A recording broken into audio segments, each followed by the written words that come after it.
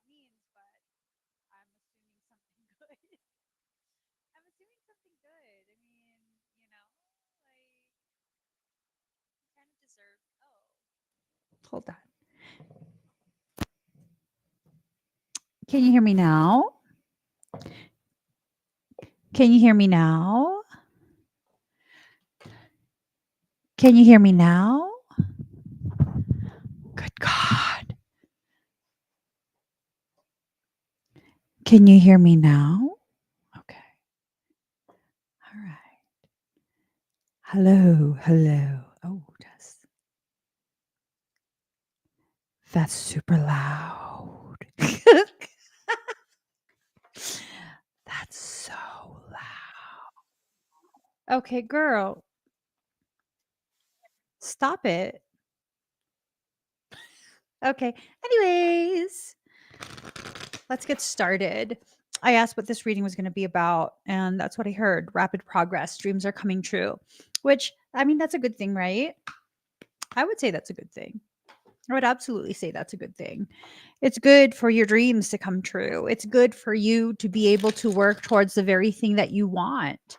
And I think for some of us, we're being very low key guided by soul. If you listen to the guidance,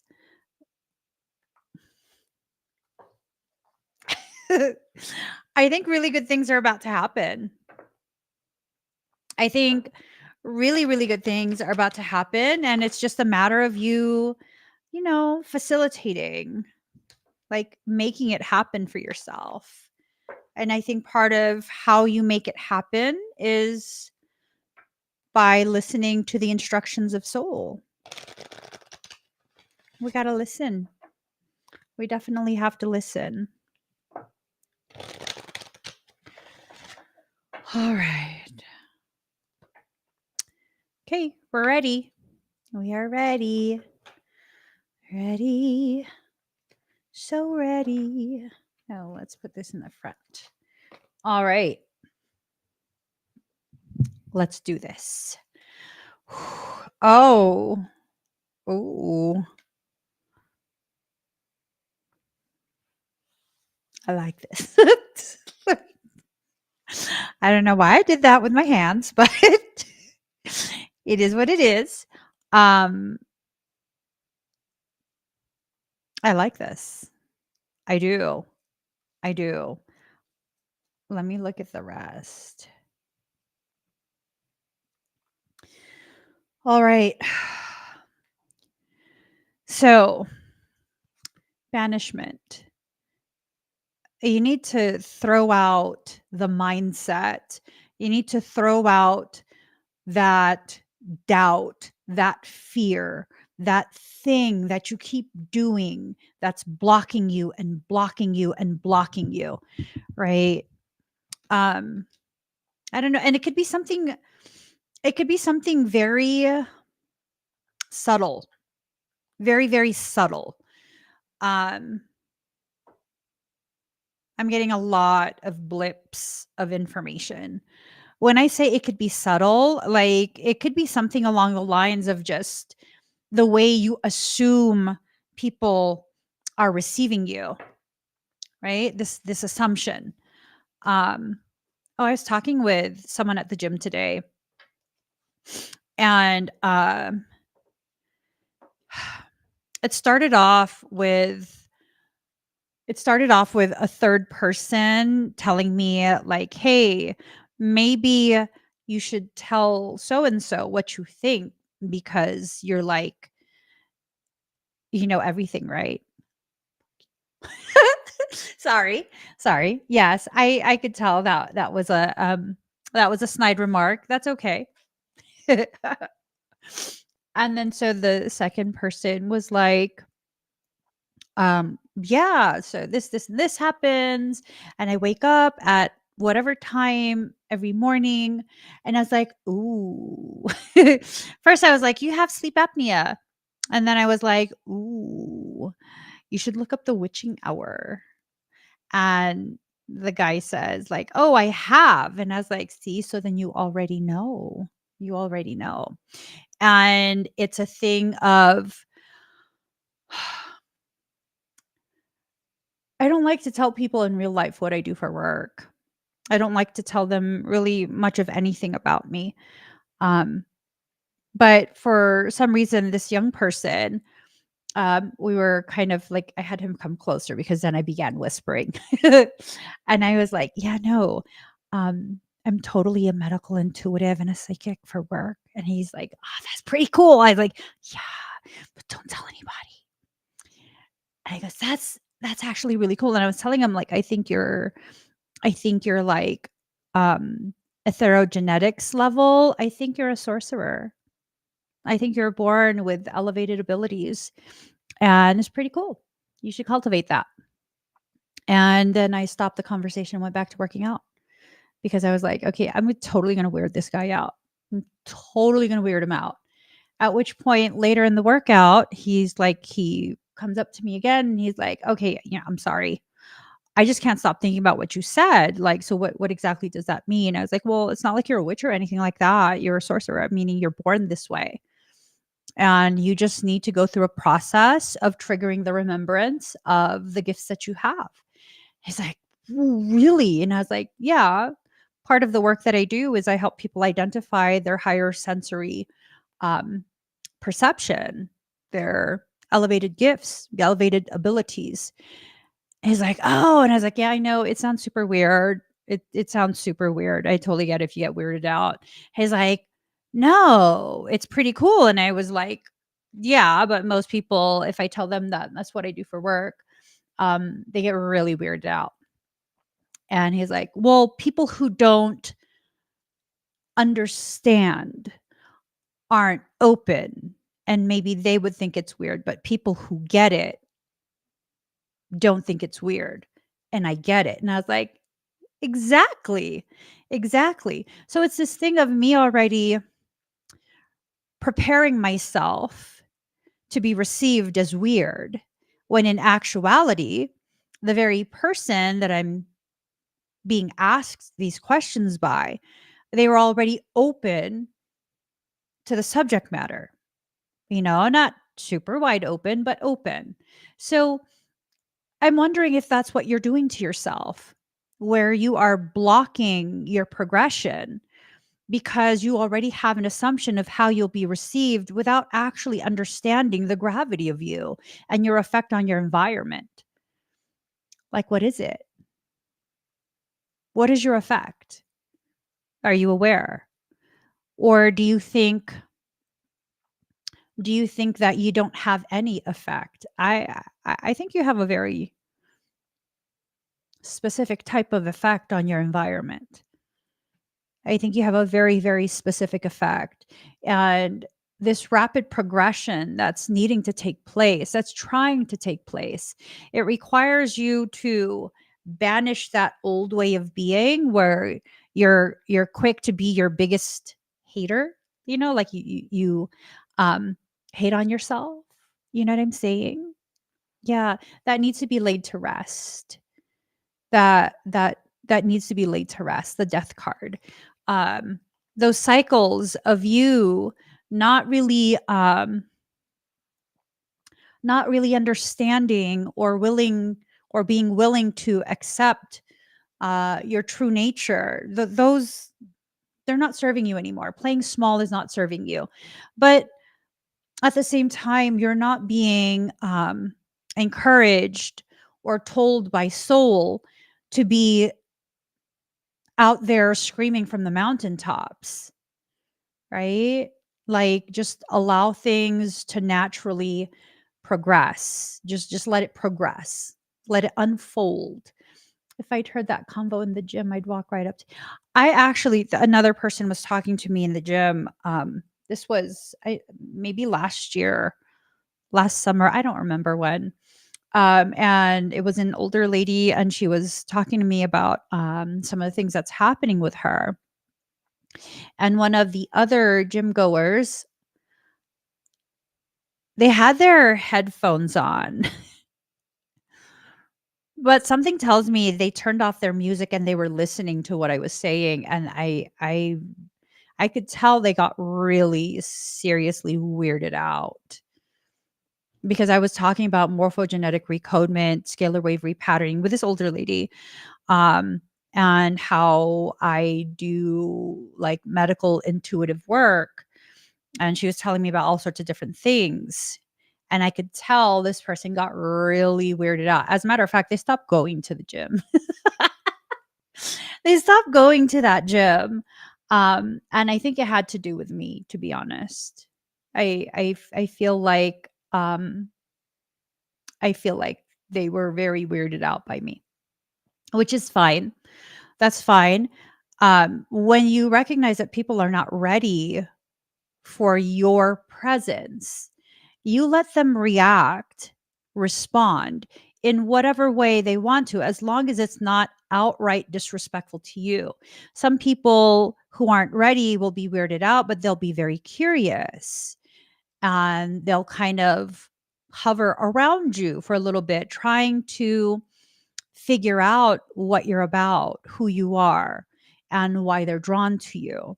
And then, of course, on the flip side of that, there will be those who will be weirded out and will avoid you like the plague. Let them avoid you. There's nothing you need to straighten out. At no point did I go up to any of the people that I thought I've weirded out and be like, hey, I'm so sorry I weirded you out. It's kind of just like, it is what it is. You feel however you feel. Um, and I'm just going to be myself. I'm not going to force interaction. I've never been one to force interaction. That's just not how I am. Right. So that rapid progression really has mostly to do in the beginning of it with you accepting yourself as you are. I think once you're able to do that, you can step into a space of actual power, right? Power over yourself, power over your life. Your decisions will begin to make sense.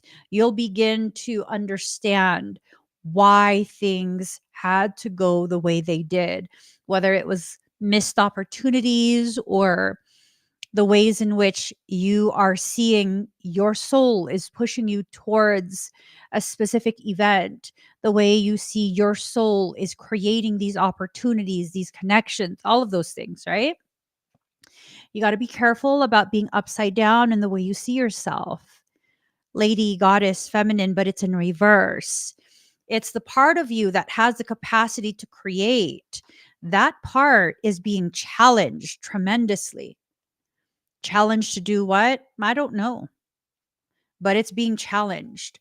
And you need to make sure that you do whatever is necessary to prepare for that challenge because I really don't feel like you're going to want to miss out on whatever this is that's about to happen for you. Have you guys been feeling very emo? There's a lot of like just emo energy lately, especially today, just like super emo energy.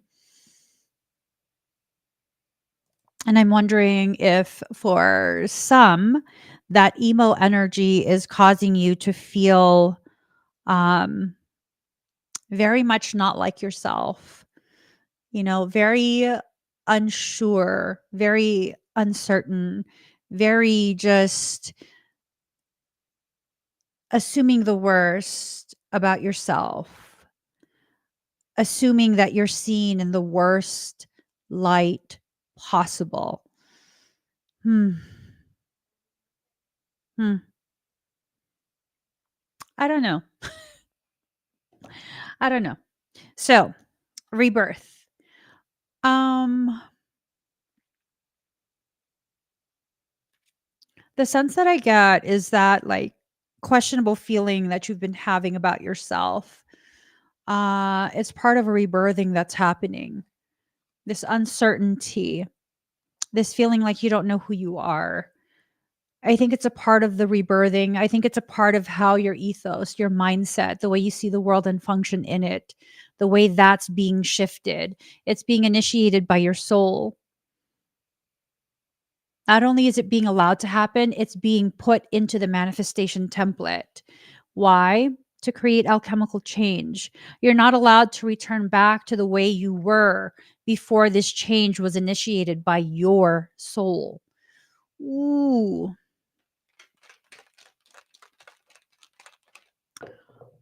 What is this about?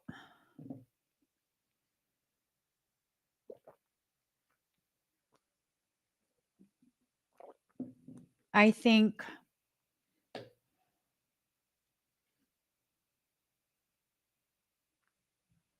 life is about to change very quickly for those who are willing to allow the change to occur.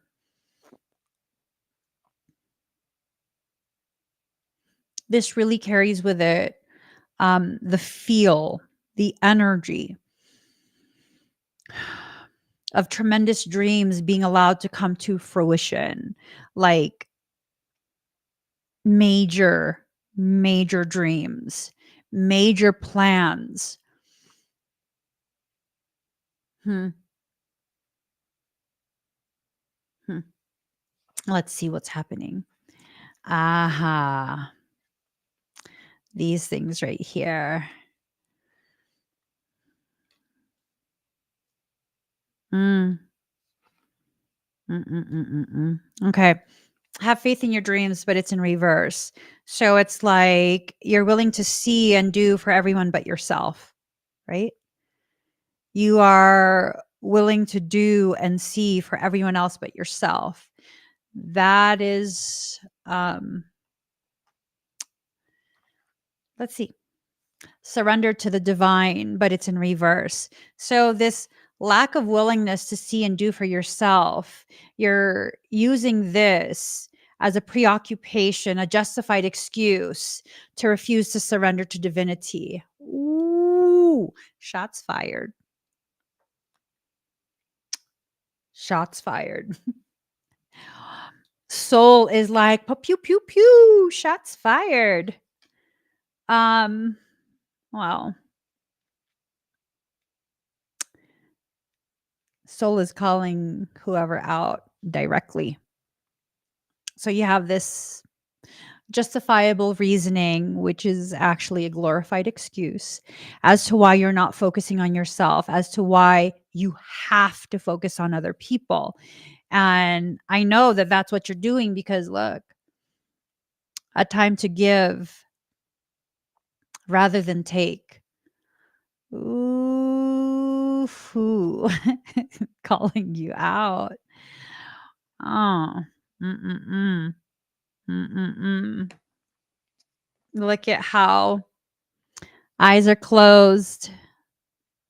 Eyes are closed, not willing to see. Look at the moon, merely a sliver, meaning most of this is being hidden away. You're hiding the actuality of what you're doing away. New moon in Virgo.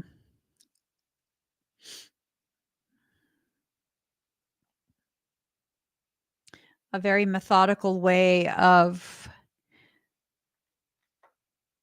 using your energy, depleting your energy intentionally on others. Let's see. Hold on. I want to know what it means. New moon in Virgo. Number 52. Change, guiding you towards that change in order to complete the cycle. 5 plus 2 is 7. Let's see, when this card comes up, it's time for you to take stock of your situation. Where are you and where do you want to go? The new moon energy of this card suggests a restart. And the Virgo energy suggests you make the restart a clever one that's simple and well organized. This is telling me you're restarting the same old cycle, but you're rebranding it in such a way where you think it's a new thing, but it's not. It's the same old cycle. It's the same old that you keep doing. Mm. Hi, Stephanie. That's a long time ago. Stephanie says, I haven't been on Facebook in so long. I started following you when you were in the RV. That's a whole nother lifetime and life book ago. multiple books of life, actually, not just chapters. I hope you've been well, Stephanie. So, mm, okay. If a situation is blocked at this moment, it could be that you're over analyzing things or being too critical. It's time to ask less what someone else can do for you and to think more about what you can do for others. This is about refusal. This is about refusal. That over analyzing, that over intellectualizing of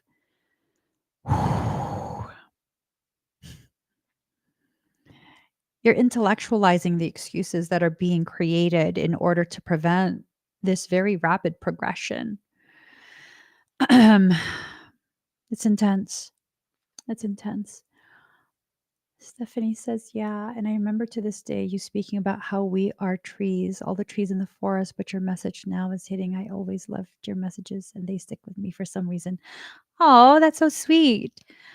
I was talking about how we're trees in the forest of the orchard. Oh, and I was crying, wasn't I? um, if that's the one you remember, Stephanie, I remember that distinctly. I remember exactly where I was sitting underneath a tree.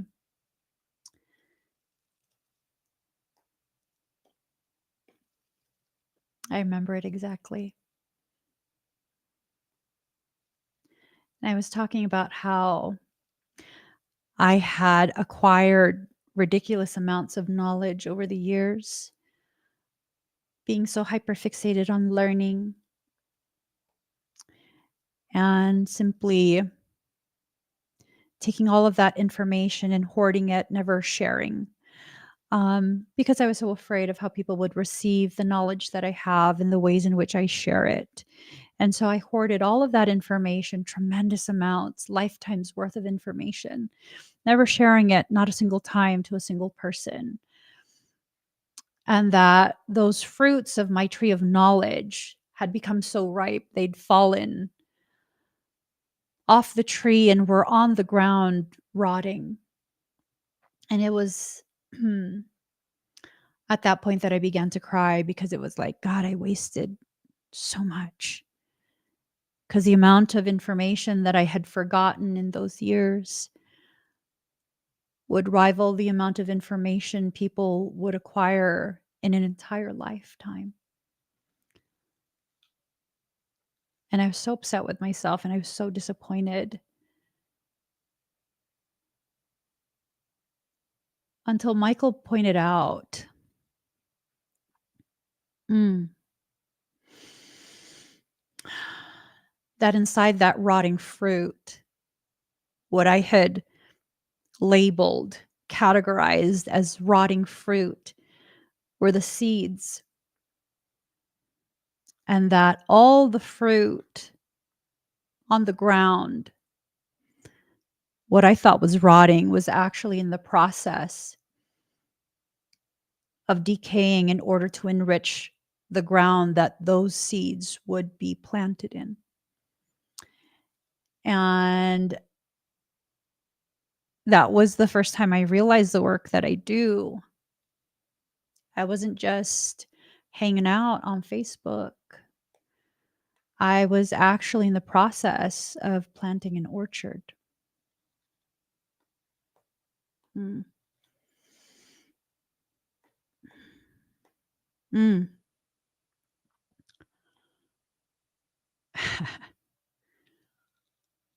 Oof.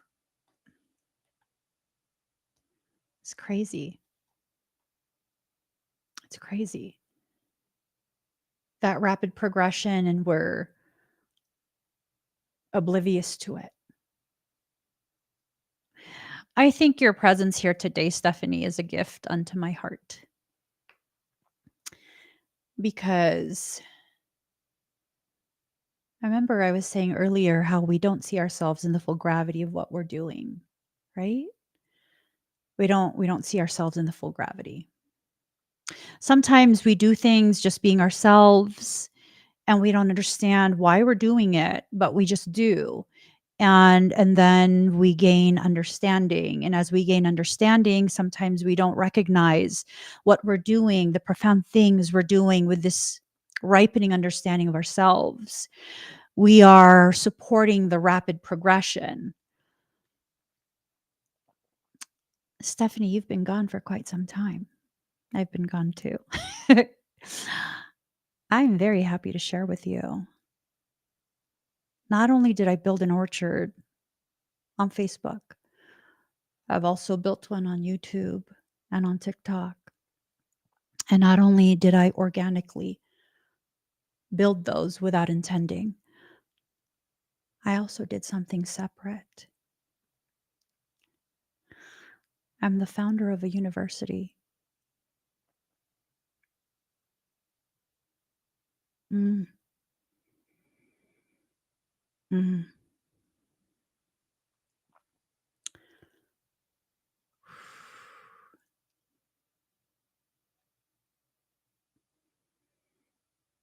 I teach the applied biospiritual theories of aura spectra bioregenesis. And not only do I do that, I also no longer withhold the information that I acquire. Progression. Rapid progression, because if you think about it, yes, this has progressed over the course of multiple years. Began with an academy in 2017. That's 7 years, which seems like a long time, but in the grand scheme of things, I've existed in this form for 45. So for 42 years, and I've never been a regular child. For 42 years, I've withheld so much. No, less than 42 years. 38 years. 38 years. No, 42 years, because in the last 3 years, I've allowed myself to blossom. So, wow. And all of that happened in what feels like a blink of an eye. I think if we force ourselves to define concepts that pertain to soul, energy, and growth, if we force ourselves to use human definitions, human perceptions of these often intangible things, we'll be sorely mistaken in the way we see ourselves and the way we're progressing. It's a very rapid progression, very, very rapid progression. Consider how long you've been alive and how quickly your thoughts have changed in a very short time. Consider that. Step out of your comfort zone. It's in reverse. This is another way in which you are blocking your own progression. North Node. Hold on.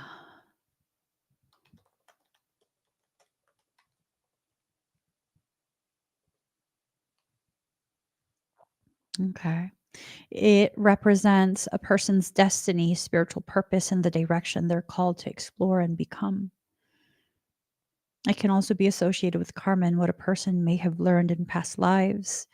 The North Node zodiac sign, house, and aspects indicate the experiences needed for spiritual growth, which is an energy that develops over time.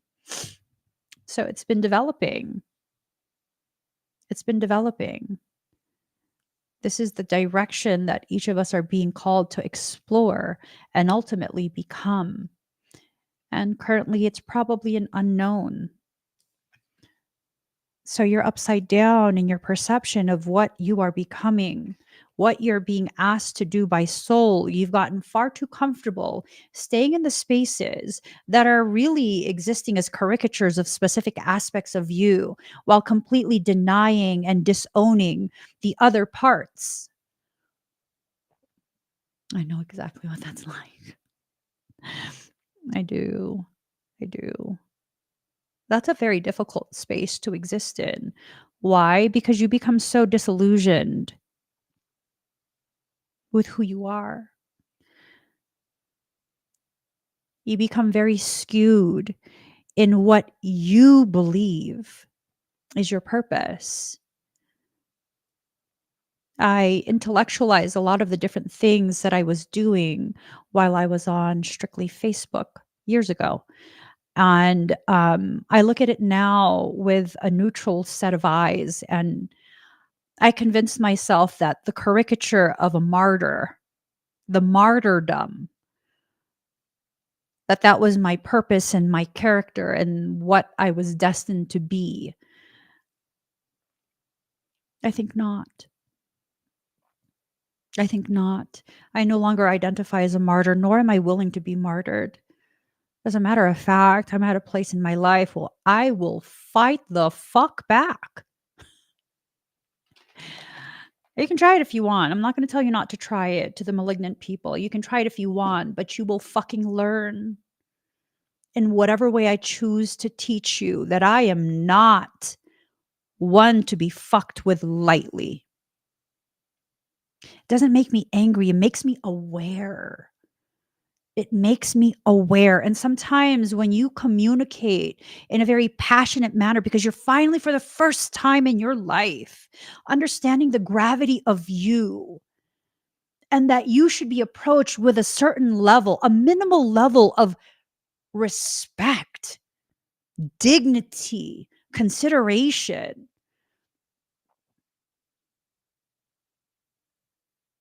I don't want to say it's a bad thing because I don't feel like it's a bad thing. It could get wildly out of control very quickly. Yes, of course it can. Um, have you ever let yourself get out of control though?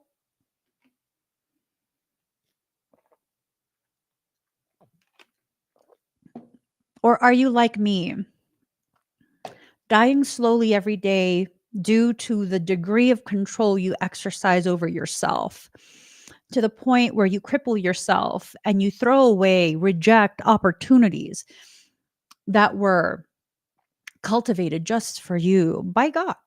By God. I mean, I think it's time to stop with the caricature. I think it's time to really just allow yourself to be who you are. And to be yourself means no more trying because you don't have to try to be you. You just are you. If you got to try to be more peaceful, you got to try to be more this, less that. And that's not you. That's not you. It's some other thing. I don't know what, but it is some other thing that's happening. Do you want your dreams to come true? Your dreams come from you, not from other people. That means if your dreams involve other people, are they really your dreams?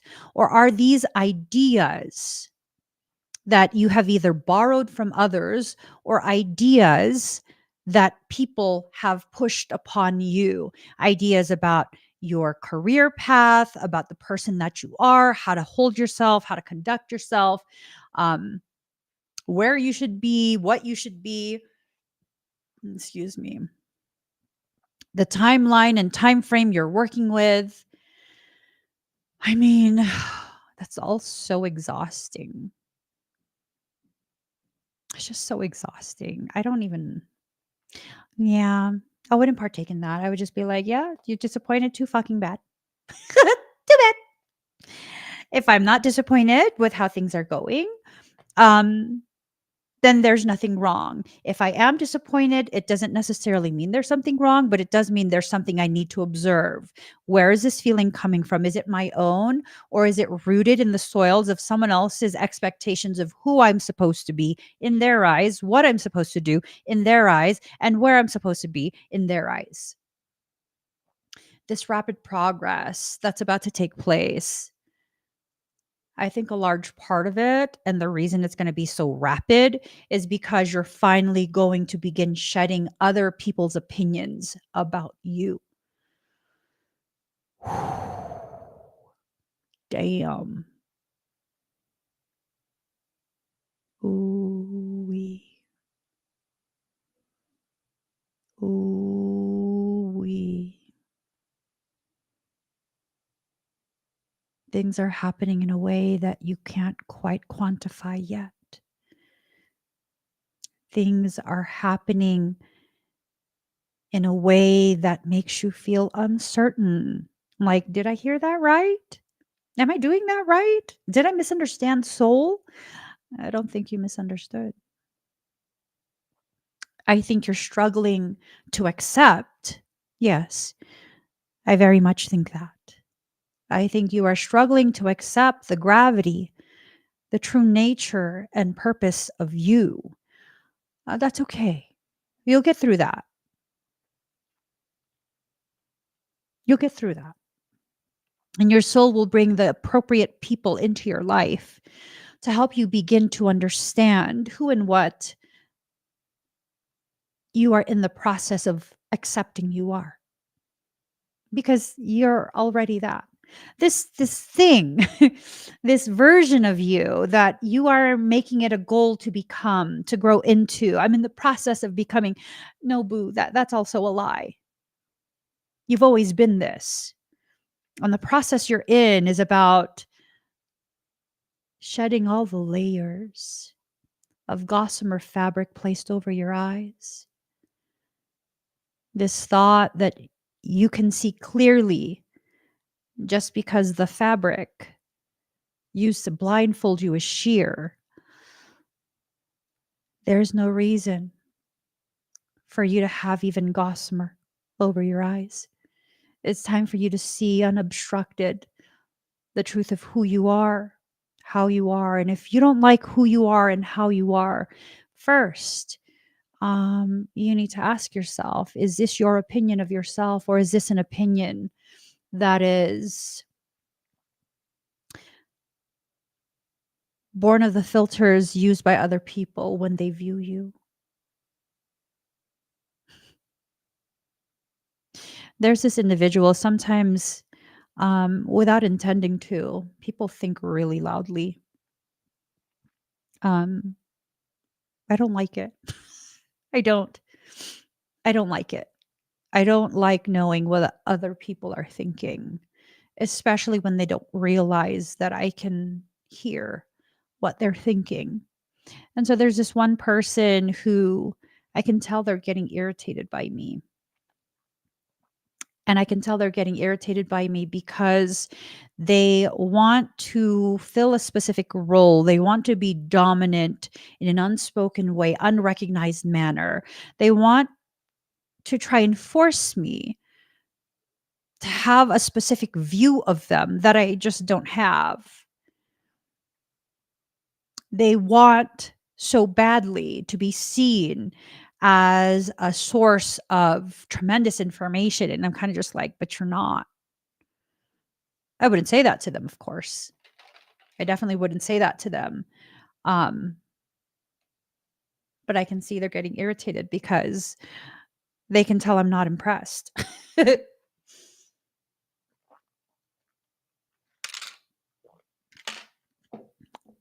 And they recognize, they absolutely recognize that not only do I have information, I know how to properly apply the information in an accurate, efficient manner. And for some reason, that's threatening to some people. Their issue is not mine. It's not mine. Other people's issue with you is not yours. This rapid progression means that you need to stop seeing yourself in the way that other people see you. People who are not ready to acknowledge the gravity of you. They're not ready. That's okay. You didn't need their acknowledgement to be who you are. You already are who you are. That rapid progression, just shed the layers. Shed all those layers. Allow yourself to let go of this need to appease the opinions of the insecure. Ooh.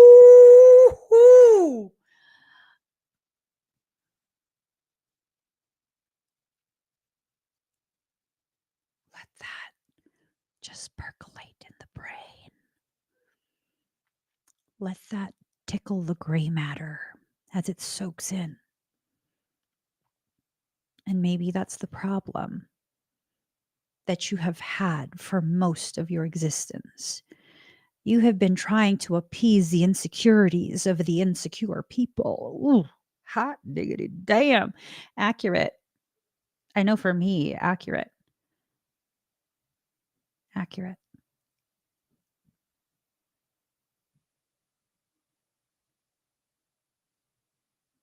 Can I ask you guys a question? I just do you guys feel like I think I'm better than everyone? Do you see me, my behavior, the way I carry myself? Um, do you genuinely feel that I secretly think I'm better than everyone? And I can absolutely take whatever answer you guys give me, but please be honest. um, okay. So, okay. So you guys, okay. Hmm. A lot of people who know me in real life over the course of my life from adolescence on, um, I have heard from quite a few people that they feel I think I'm better than everyone. And I'm like, what? I do?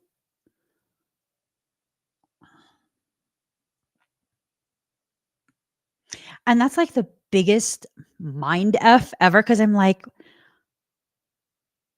why do you think that? Because I genuinely don't feel that. Like, why do you think that? Um, right. Miami Latin diva. They are just projecting their insecurity onto you. So that's the thing. And I'm grateful for those experiences because it's really helped to ensure that I remain in a space of humility because that's important for the work that I'm doing and the work that I will do and continue to do later in life, right? Um, and if you guys are like, what the frick? Humility, let's define it. A modest or low view of one's own importance, humbleness. And then it also,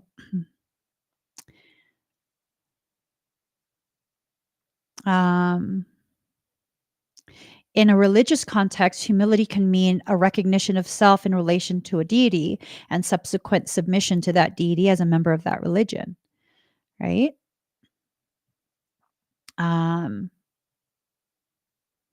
let's see. Okay. So, what makes someone humility? A common misconception is that humility involves having a low self-esteem, a sense of unworthiness, and or a lack of self-focus. However, true humility involves an accurate self-assessment, recognition of limitations, keeping accomplishments in perspective, and forgetting of the self. Ooh, I like that. It's just we gonna just Screenshot that. Right. So it's this thing of like humility. And I've always lived by that. Just this humility where it's like I understand the gravity to a certain extent, of course, of the abilities that I have, but does that make me better? I don't think so. I mean, I just don't think so. Because there are things you can do that I can't do. There's a purpose you live that I'm not meant to live. And so it just becomes this thing of we all have our proper place. I could never take your place. I could never be you. Um, and I should never want to. Not because I'm better, but because I know I have a different purpose, which is just as important as yours, and yours is just as important as mine. So it's just like, why can't we just chill? Right. But there are people who don't live life like that and see life like that, and they see the greatness that you are, and they will go out of their way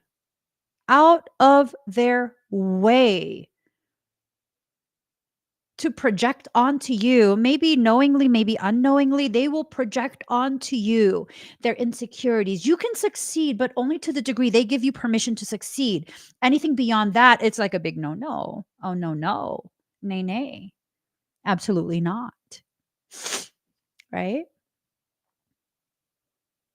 I remember many, many years ago, I was already beginning the process of um, earning the credits to matriculate and prepare for um, application to medical school.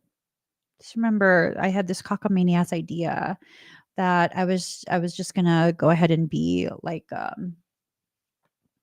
cardiothoracic surgeon, and I wanted to do neurology as well. And then I wanted to just because fucking I'm weird like that.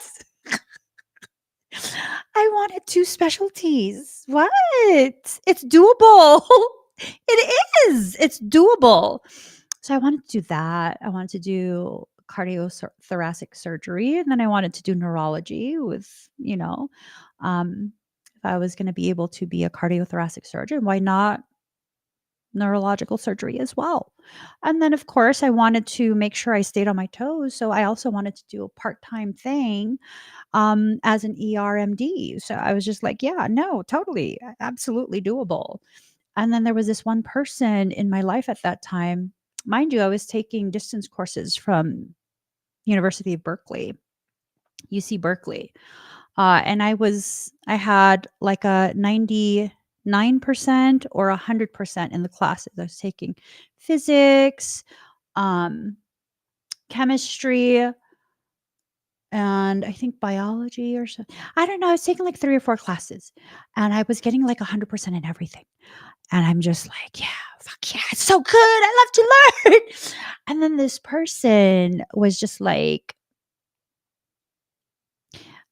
trying to put in my head that I was just doing too much, and that I should just be a nurse, which there's nothing wrong with earning your BSN and becoming an RN.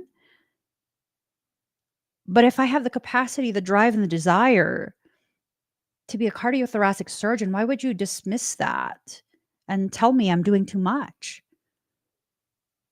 I didn't understand that. I didn't understand that at all. I didn't get it. And really, the reality of it, I could go ahead and spend 6 months in a state that would allow for you to challenge the NCLEX. I could challenge the test and become a nurse without the program, without spending all of that money. I know Florida allows you to. Florida is a difficult state to test in, but it'll allow you to. Along with a couple other states, they'll allow you to challenge the NCLEX.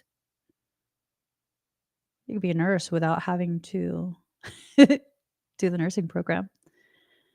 That is not an easy thing, but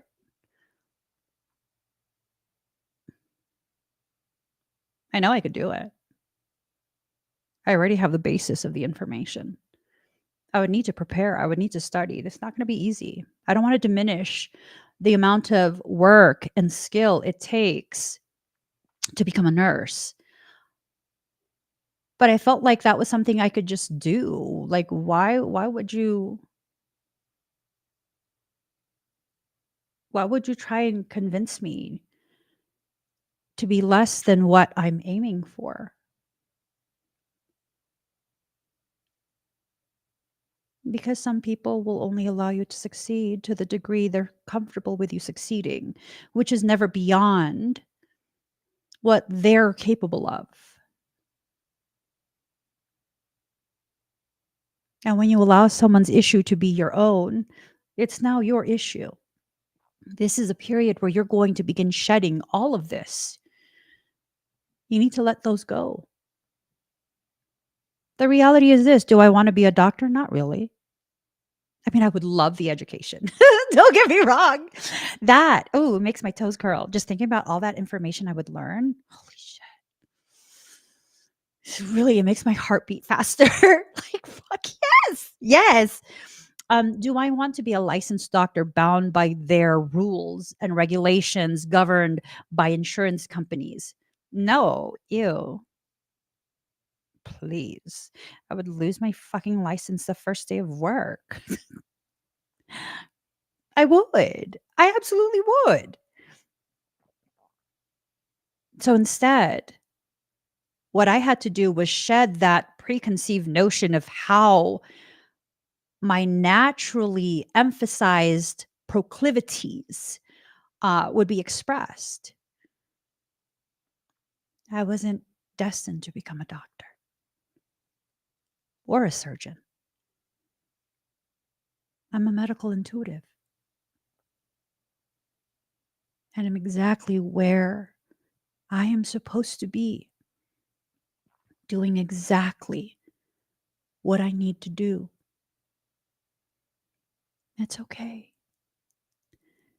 I don't have the alphabet soup after my name. I never needed it. What is your goal in life? What is it? Yes, Lindsay, it's the insurance companies. Having had such a complex history and relationship with multiple hospitals because of my role as power of attorney for multiple family members. Ooh, those insurance companies. There's always a way around them. If you're having to deal with an insurance company, there's a way around them. You can use their system to ensure you get what you need. But if you don't know how it works, that's in their favor, right? It's the same thing with your spiritual progress, your spiritual growth.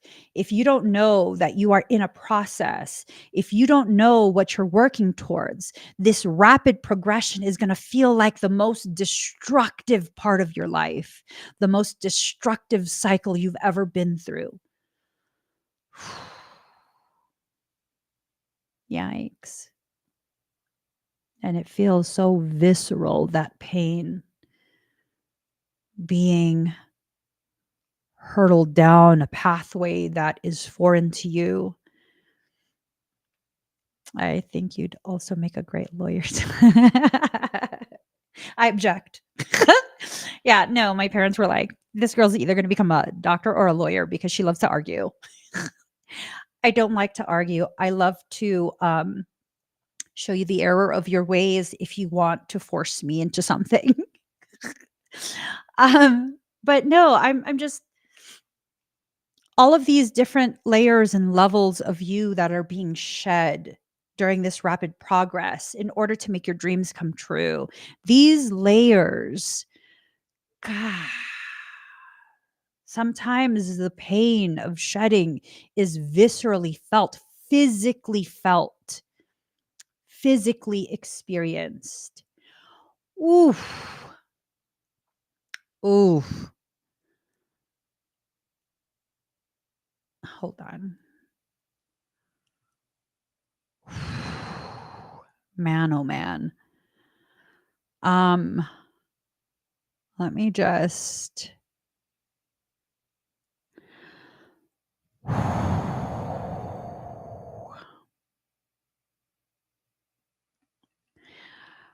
Oh my. My, oh my. Um,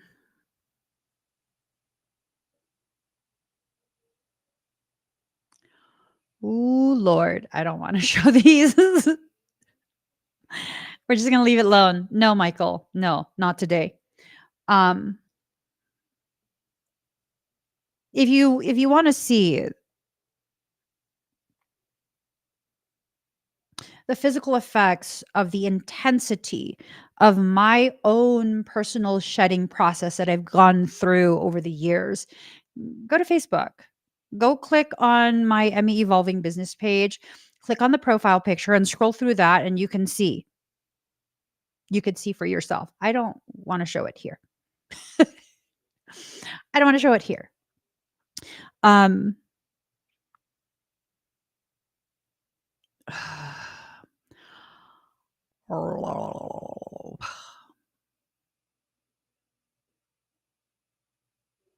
no, I don't want to show it here. Confidence is your key to success. You have to believe in yourself. You have to allow yourself the time and the space to witness the unfoldment that's taking place. Not to force yourself to see something you're not ready to see, but to merely leave yourself open to witnessing you in your process. You're in a process. I hate when you do this. You're so disruptive. So disruptive. You understand it's like 2:24 and I got a lot of things I still have to do. um hold on guys because this guy over here he's giving me anxiety. Give me 1 second.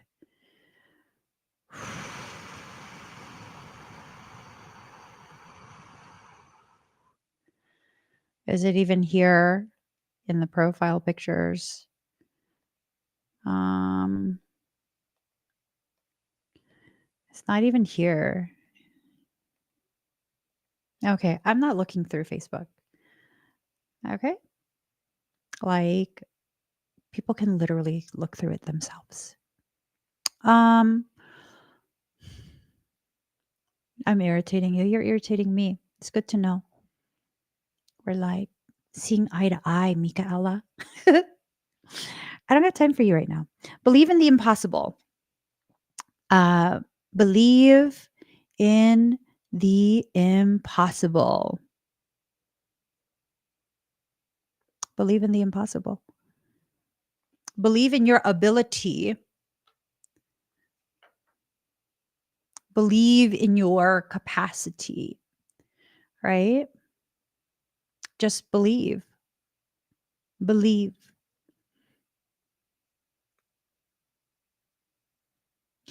When you believe, that belief empowers the actions that are necessary to bring to fruition the outcome that is expected or wanted.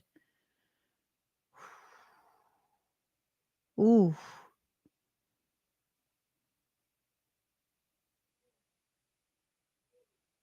Mm. So then it becomes a thing of you say you believe in yourself. You say you're convinced that you believe in yourself, but emotionally, intellectually, yes, absolutely, yes. You can intellectualize this entire thing if you want. That's well within your authority.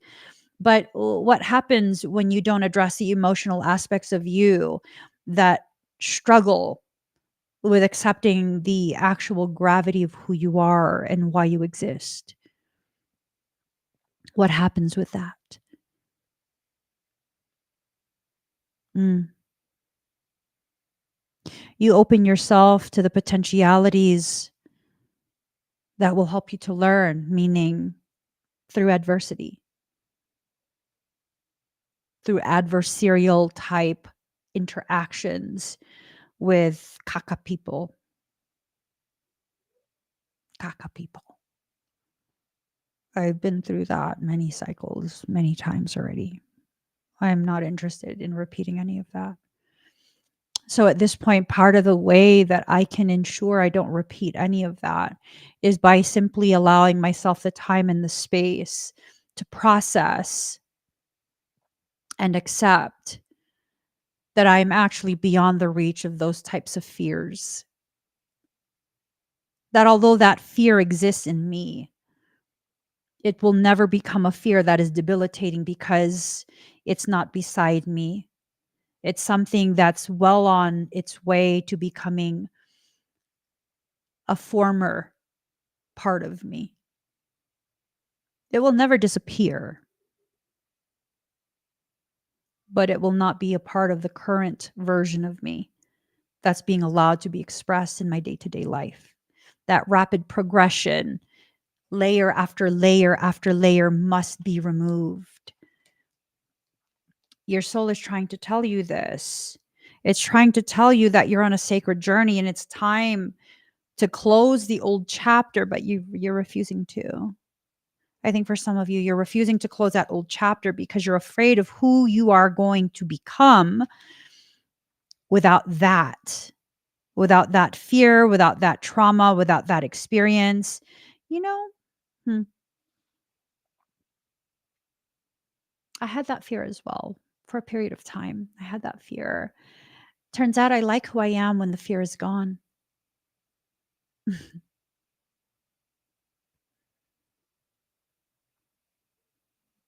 I'd say it adds to my charm or lack thereof. Yeah, I like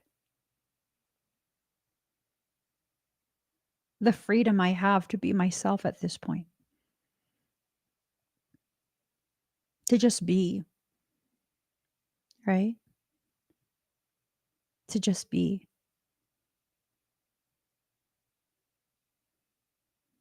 People's words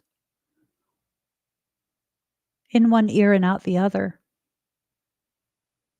in one ear and out the other.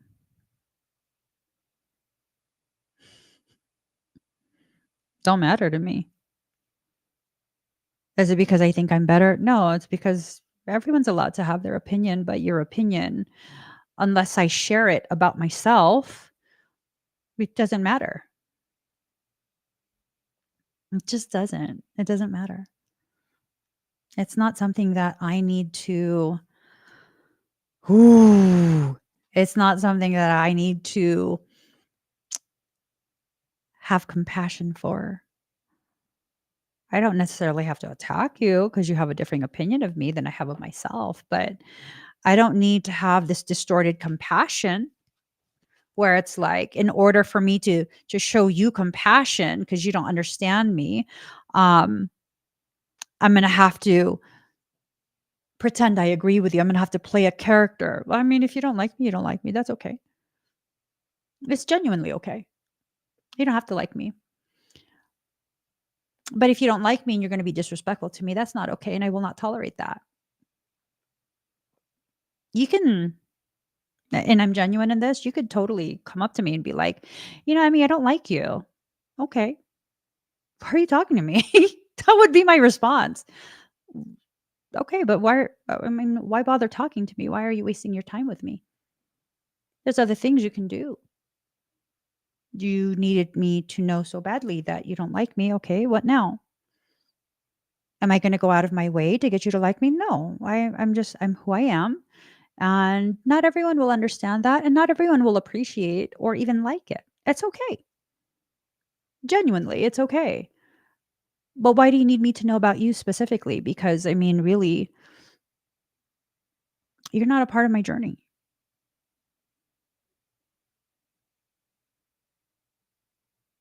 So, yeah, you're allowed to have your opinion, and I'm allowed to not care what that opinion is.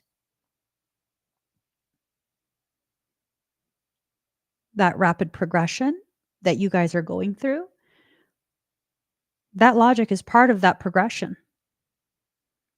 Knowing I can't control other people, nor do I want to.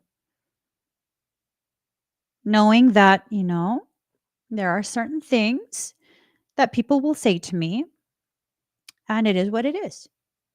I don't need to explain myself. I don't need to apologize. I just kind of, I am who I am, and that's okay. It's okay. It's okay to be me, right? Thinking you have no other choice but to accommodate the preferences of the people who need you to play a caricature of yourself. That's not part of your rapid progression. That's not going to bring your dreams to fruition. I think for some of us, the reason our dreams are not coming to fruition as of yet is because we're so focused. Um, we are so focused on trying to appease other people. I saw your comment perfectly fine, but this is not a place for me to do private personal readings for you, Sandra, and that's why I didn't acknowledge your comment. And I hope that gives you clarity. I will be going live later though on TikTok to do readings, scans, and all kind of other stuff. If you'd like to purchase an expedite for that, let me see. Did I load it? Oh, I did. There you go. Go ahead and click on that. You could ask me that question during that live stream, but this is a general reading. And this is me exerting boundaries. This is me letting you know it's inappropriate. Your expectation of me right now is inappropriate.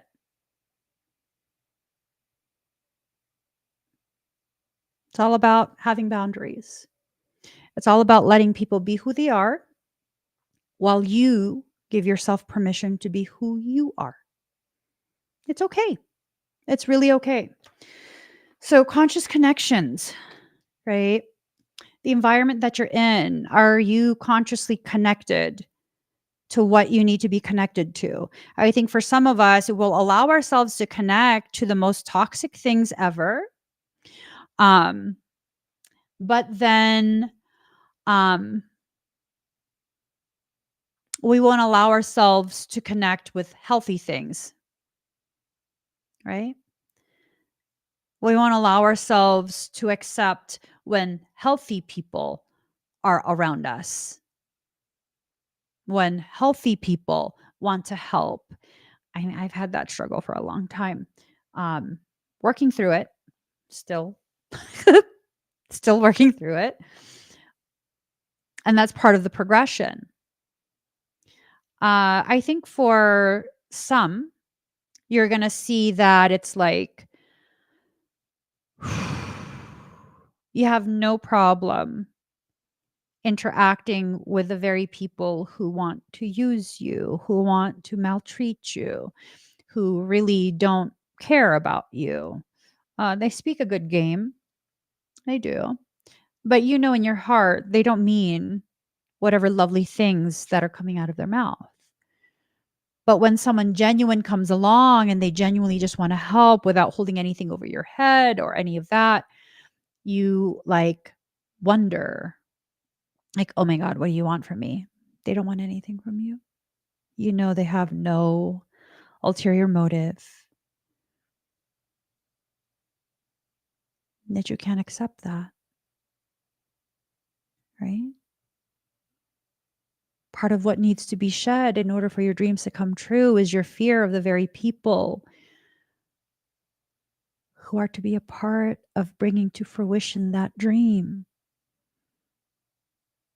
What needs to happen for you to become clear within yourself about who is healthy and who is not? Now, this is not encouragement to just blindly trust people and gaslight yourself into this thought that, oh, I have trust issues. You don't have trust issues, boo. You have a long term memory. You remember what people have done to you. But if you continue to live in the past or bring the past into your present, you will just continue to repeat that same cycle, that same thing. Um, I don't have the attention span for that. I'm just, yeah. I'm so good off of that. I'm just like, I'm good. I'm sorry that I'm not sorry. I just kind of, if I'm not feeling it, I'm not feeling it. And if I am feeling it, then I'm feeling it. And it's okay. Both is okay. Maybe in order to make yourself feel a little bit safer as you go through this process, you can take a moment to pause and ask yourself, am I triggered because there's something that's genuinely triggering me? Or am I triggered because this is causing me to remember a part of my life where I allowed this type of behavior? And now I'm like afraid that I will repeat it again with someone new.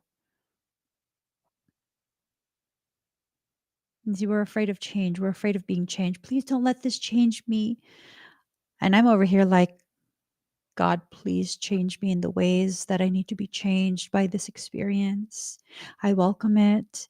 Change all the parts of me that allowed for this to occur so that I don't go through it again unnecessarily.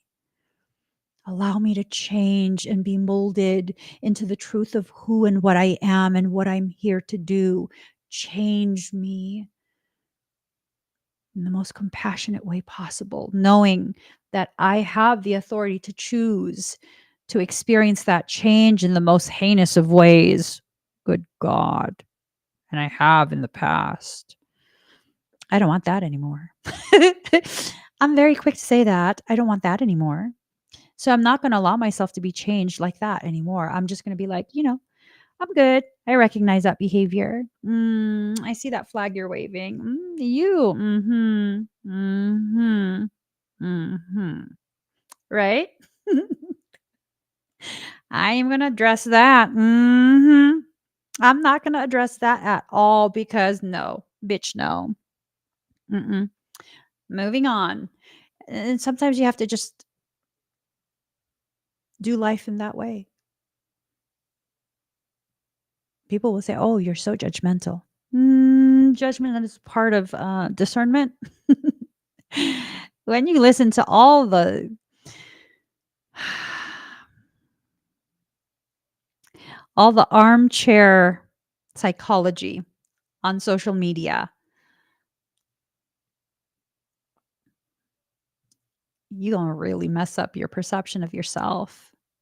You are going to allow someone else to taint what you have. I've been hearing for quite a few people. Well, more like seeing videos of people upset about this one lady. I think she's hilarious. I think she's very unapologetic. Miss Sprinkle, Sprinkle, Sprinkle, Sprinkle. I'm sure you guys have seen her. She says that, Sprinkle, Sprinkle. And it's this thing of, yeah, she has solid logic. If you're dealing with broken boys, yeah, solid logic. You won't waste your time. But if you're dealing with a whole person, someone who is in the process of healing or interested in continuing their healing or whatever it is, her logic will taint you. It'll taint the way you see your life. All these different teachings that we hear on social media about how to live, about how to this, how to that. Be careful.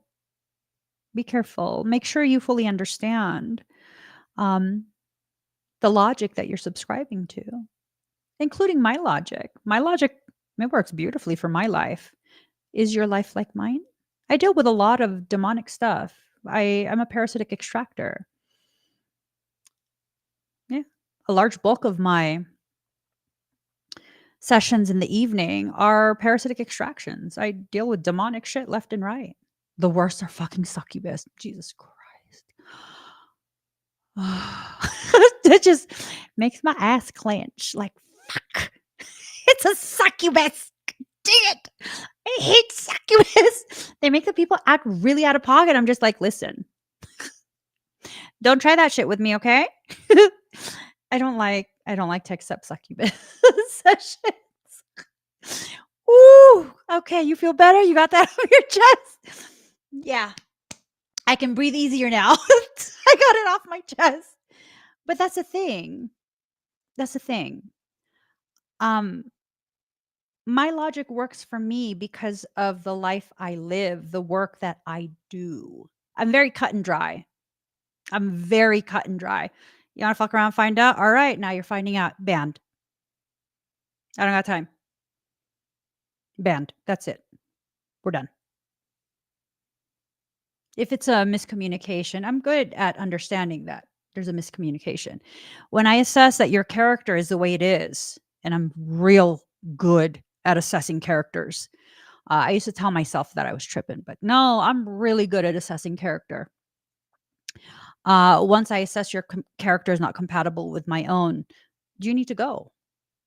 And that's just that. I'm not going to waste your time. I'm not going to waste my time. You need to go. I'm not interested in friends. I have the like 3 friends. I like the 3 friends that I have, oh, 4 friends that I have. And that, that's it. That's that. Like, I'm good. I'm good. I'm good.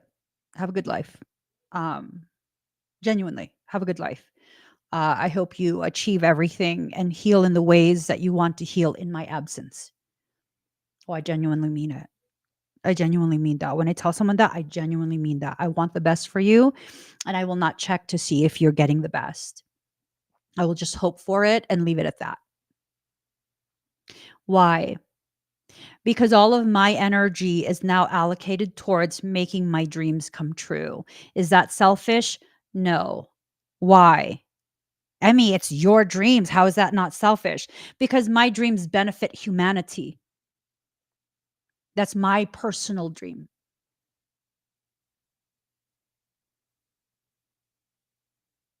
And my dreams, they are the promises my soul has made before coming into this life.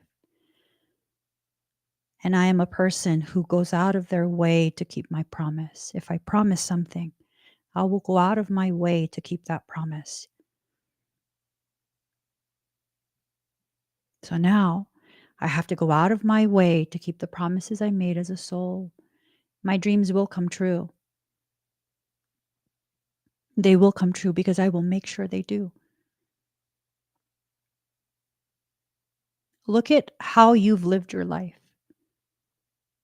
Not to tear yourself down, not to attack yourself and point out how you've not measured up. Like, no, there's no point in that. Look at how you've lived your life. Have you achieved the things you want to achieve? If you did not, why? Did you allow someone else's journey to interfere with your own? Did you sacrifice your dreams to make someone else's dreams come true? Did you allow someone's opinion derail your progression? Is it something outside of you that is affecting what is happening inside of you? Because if you've been letting other things outside of you affect the process inside of you, okay, then you need to not let that happen anymore. When you consistently overgive, why are you doing that? Why are you doing that? I know for me, for the years that I was very severely overgiving, unnecessarily overgiving, it came from a space of insecurity. Mhm. Because most people struggled to accept me because I'm an odd little thing. I'm just an odd little duck. It's okay. I've come to terms with it. So I would overgive in order to reduce the likelihood of being rejected. And then I realized I was doing that to myself. That's a form of martyrdom, which is categorically emotional manipulation. And I don't want to be an emotional manipulator. I wasn't doing those things to get things from people outside of to get you to see me in the way that I want you to see me. Still manipulative. Was I malignant in that manipulation? No, but it's still manipulation. I don't want to be like that. I want to respect however you choose to see me. Whether it's a positive thing, a negative thing, a neutral thing, it's irrelevant. I respect how you see me. You're allowed to see me in whatever way you choose. That's okay. It's valid for you, not always for me. It's true. It's true. So that rapid progress, the more you can shed these layers that have calloused over, the faster you'll progress. The faster you will get through this process of allowing yourself to be just you. Just you. What do you feel? Do you feel like that's a waste of time?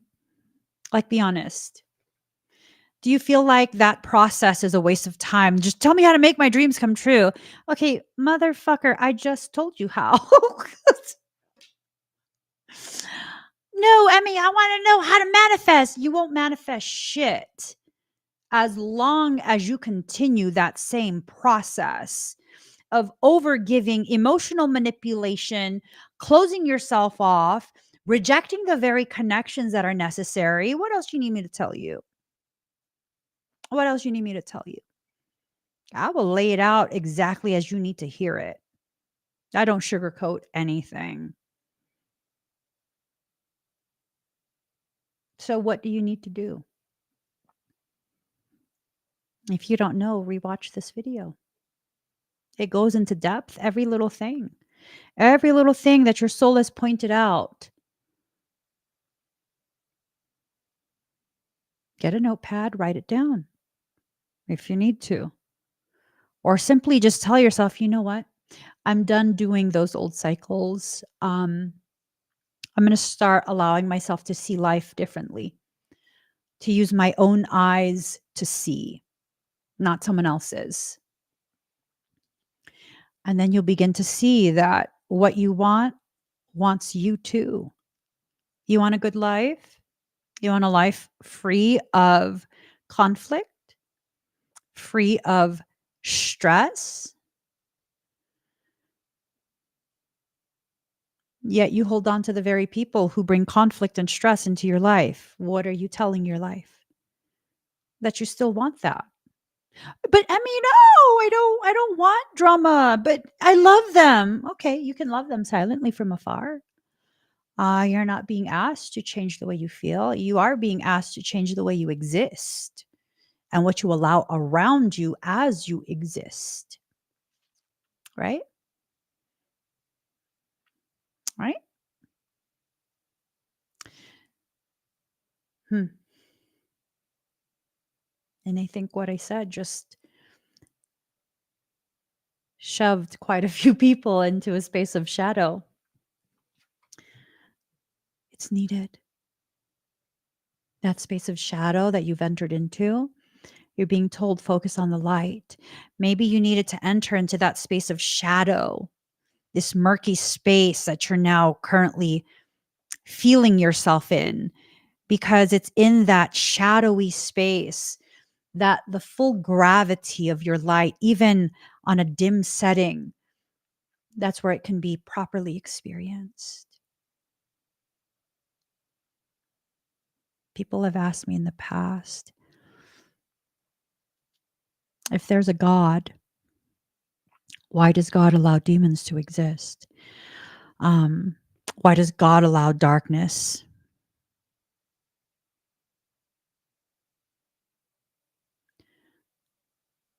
Because some of us have become light blind. If you're so afraid of your own shadow that you stay in the light all the time, you have no idea how bright that light actually is. Do you know how bright dying embers are in the darkness? Have you ever been camping and your fire is about to go out and it's just embers? It's this red glow. It's no longer flame.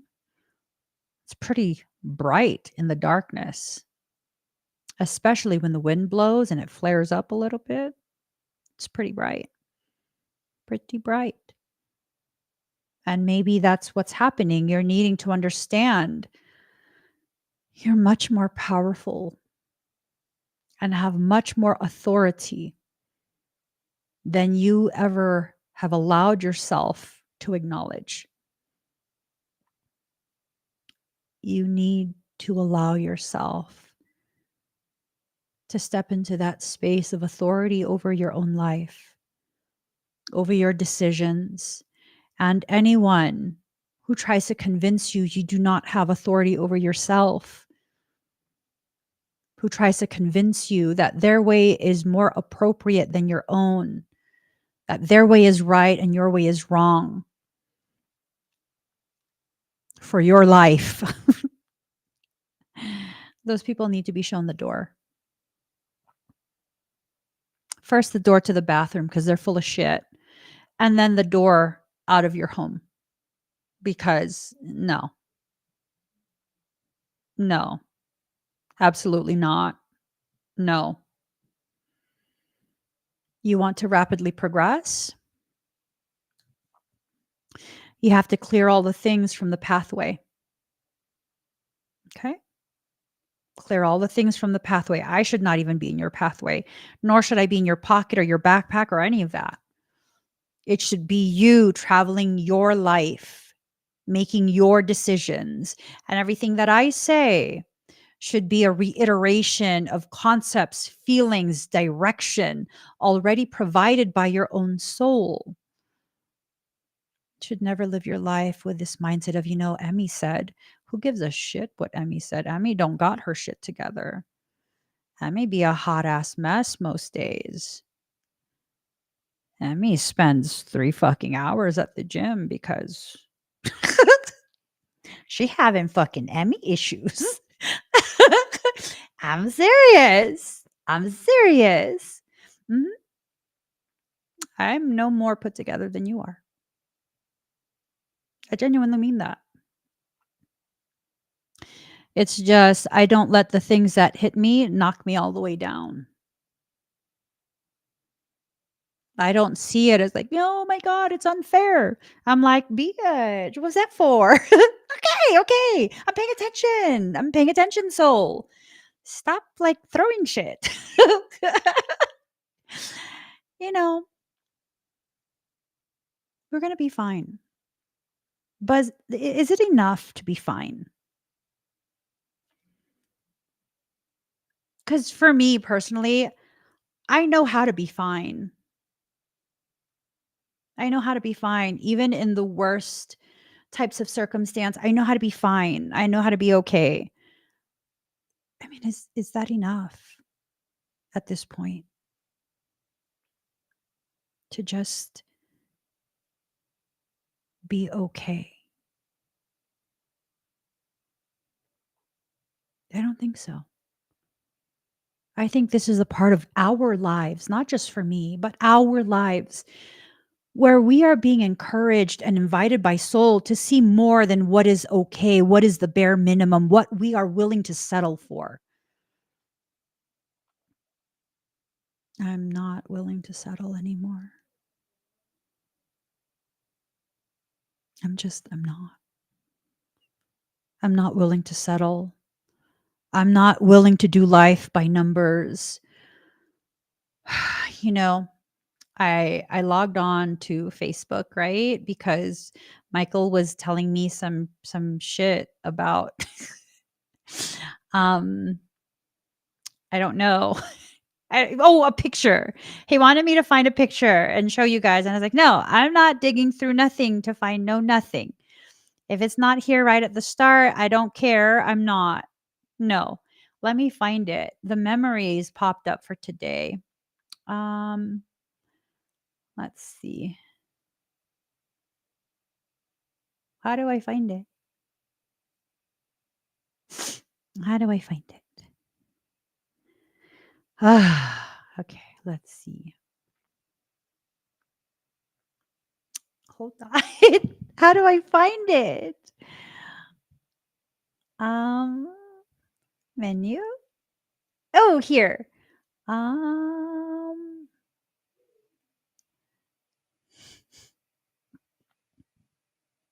Here, memories. All right. So, what popped up? I'm going to read this to you guys because it totally applies.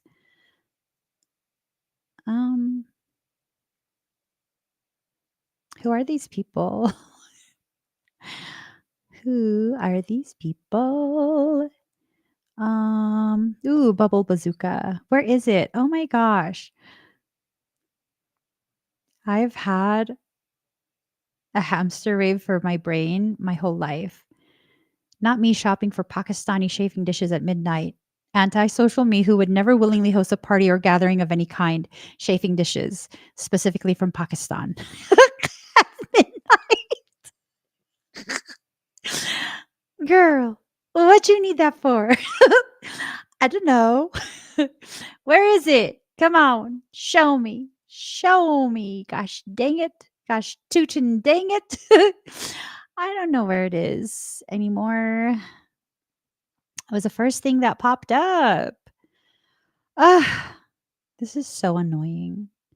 I don't feel like it's fair that I have to scroll through things. It should just be like instant. Instant. Where is it? Well, it was talking about it was talking about how um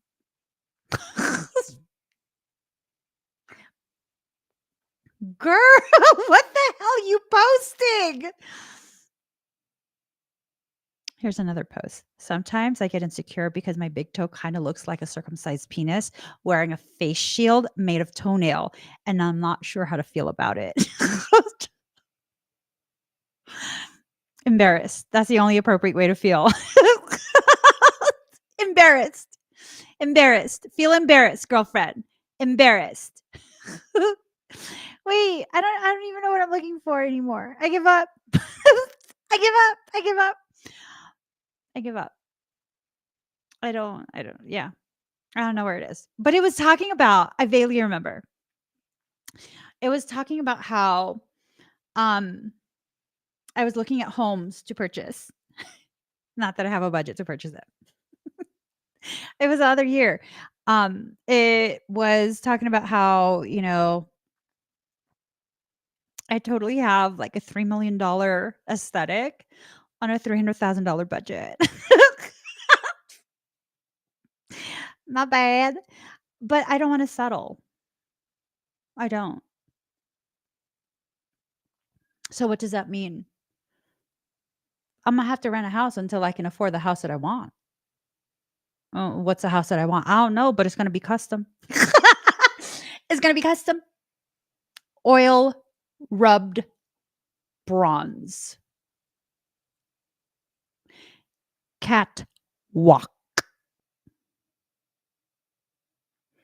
Cathedral ceilings. Solid wood interior doors. Those are keywords. Keywords. Um, then it's gonna be a while. It's gonna be a very long while. It's okay though. It's okay. It's okay. Because everything I do takes me further and further down that road to earn whatever it is that I have my heart set on. It's gonna be okay. Don't settle anymore. Instead, dream a beautiful dream. Give yourself something profound to set as a goal. Some people be like, my dream is to have a Corvette.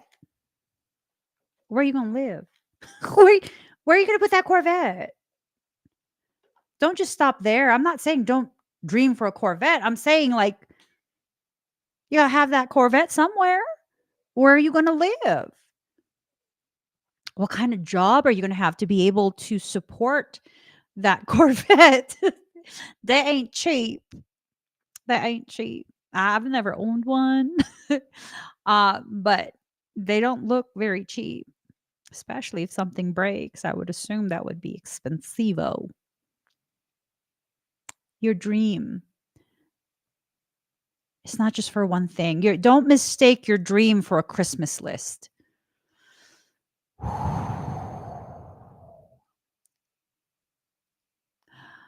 Let yourself hear that. Don't mistake your dream for a Christmas list. It's not just a list of material things that you want. Dream of the entire existence, where you live, your wardrobe, your vehicle, your career path. If your dream is nothing but a list of material things with no dream as to how you will be able to afford those things, I think you're fooling yourself. I think you're fooling yourself. And I think that's a surefire way to hurt your own feelings and cause you to feel wholeheartedly that you have lied to yourself about what you deserve.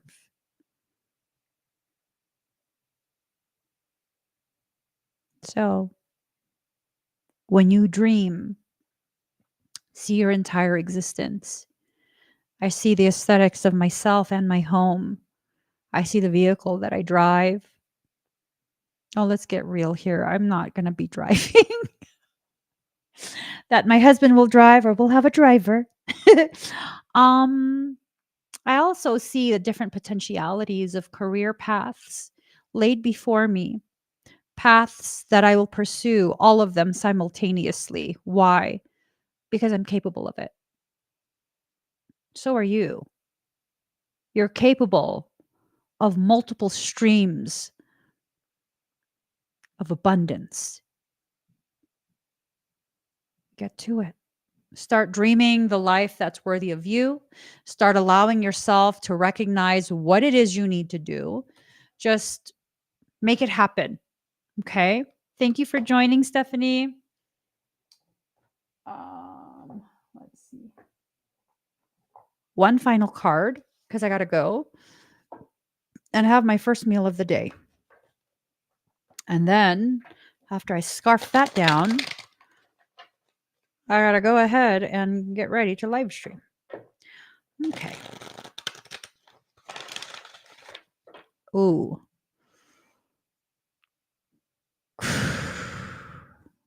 All right. Fine. Michael says 2 cards, opposing polarities. All right. So pick #1 or #2. Because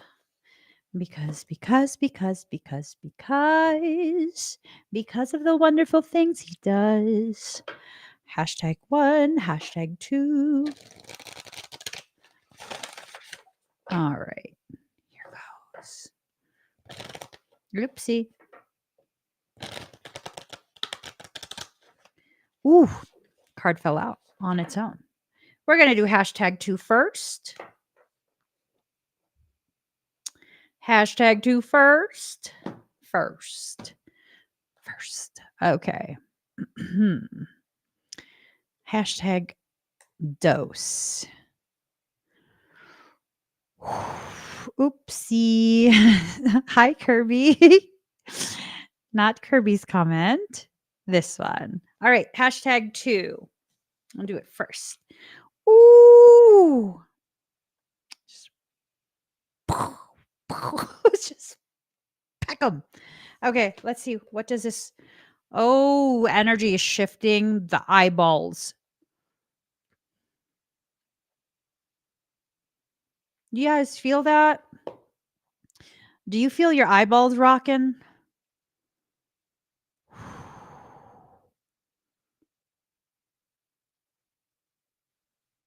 Okay.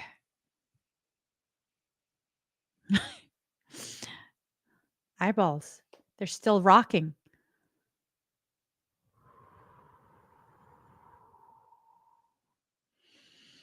Mm-mm-mm. I'm sorry. Give me a second.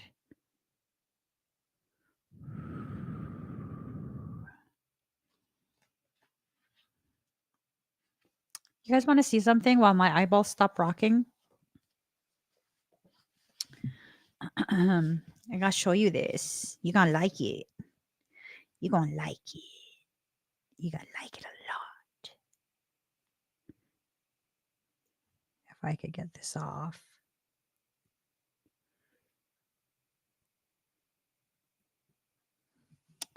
Don't even talk about my short nails. Okay. Nails, long nails on me. I love the way they look, but long nails on my hands is almost as irritating as you are, Michael. Do you really irritate me that much? Yeah. You know, I'm literal in everything I say and do. I'm quite literal. Hold on, guys. Look at this. Look. Ooh. Look at this. Ooh. And this is a root. Just like the weight of it. This is made in the style of the Blackfoot Sioux tribe. Look at that. Ooh. The zones. Ooh, y'all. I love it. Let me show you the other one. Is saucy in it? It's saucy. Very saucy. And then this one, the lady totally looked at me like, what the fuck? Hold on. Because yeah, no, she totally was like, I was like, don't worry, it's gonna stay on a shelf. Don't look so scared. So look at this one. This one looks like it's already coated in like fluid. And that's so cool. And then what she was tripping about was see this like little, right? And I was holding it. I was like, ooh, that fits my hand so good. Like, so good. Like it was custom made for my hand. And she's just looking at me like, what are you going to do? And I was like, it, that's okay. It belongs on a shelf. It's going to be on a shelf. Like, relax. She goes, oh, I was like, woman, I'm talking to myself. I'm not even pointing it at you or threatening you. Aren't they so cool though? All right, let me put them back in their box. Okay, eyeballs have stopped rocking. Thank you guys. Thank you. So, #2, card number 7, Dakshina. Fear can undermine your confidence, erode your trust, and steal away the joy you take in living. The benign yet mighty Dakshina Kali manifests to conquer fear and realign your mind and path towards peace and light. Make a sincere offering from your heart to her now, and you will receive her generous blessings and assistance. Open your heart with trust, for that which is blessed and beautiful wants to manifest in your life. Make it happen. Okay. Dakshina Kali conquers even the most extreme fears. She steps forward with her right foot, a sign that she will create order from chaos. Her forearms are raised to bestow blessings into the and to the and to wield the divine weaponry necessary to protect the soul. That was weird. Let me read that sentence again. Her forearms are raised to bestow blessings and to wield the divine weaponry necessary to protect the soul. She restores and realigns, deftly in eliminating that which has no place on your soul path. Her actions are powerful and benevolent.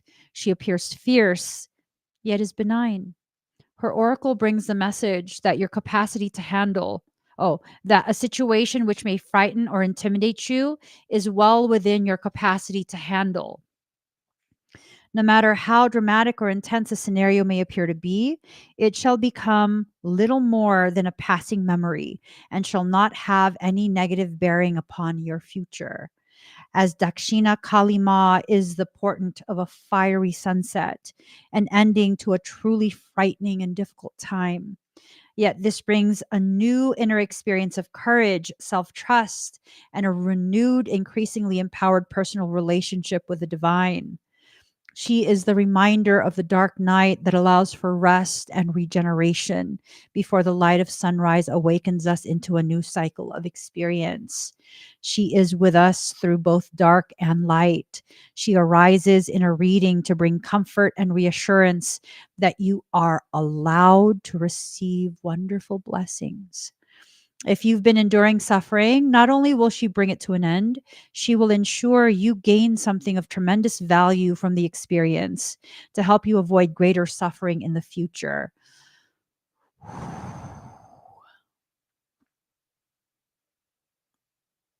That's such a powerful message. To engage the peaceful blessings and psychological renewal that Dakshina Kali bestows, you can make an offering. The term Dakshina means gift, typically the gift you would offer to a healer or a spiritual teacher with gratitude for their teachings and blessings. What could anyone possibly offer to a great being such as Kali Ma? Love, affection, prayers, especially those that relate not only to us, but to all beings in need, honor and reverence. Why are these gifts sufficient? Ma is an enlightened divine presence. She has no need for flattery or gifts to elicit her love, grace, and protection. She gives that freely and generously. The offering to her is about what it does for us on a human level.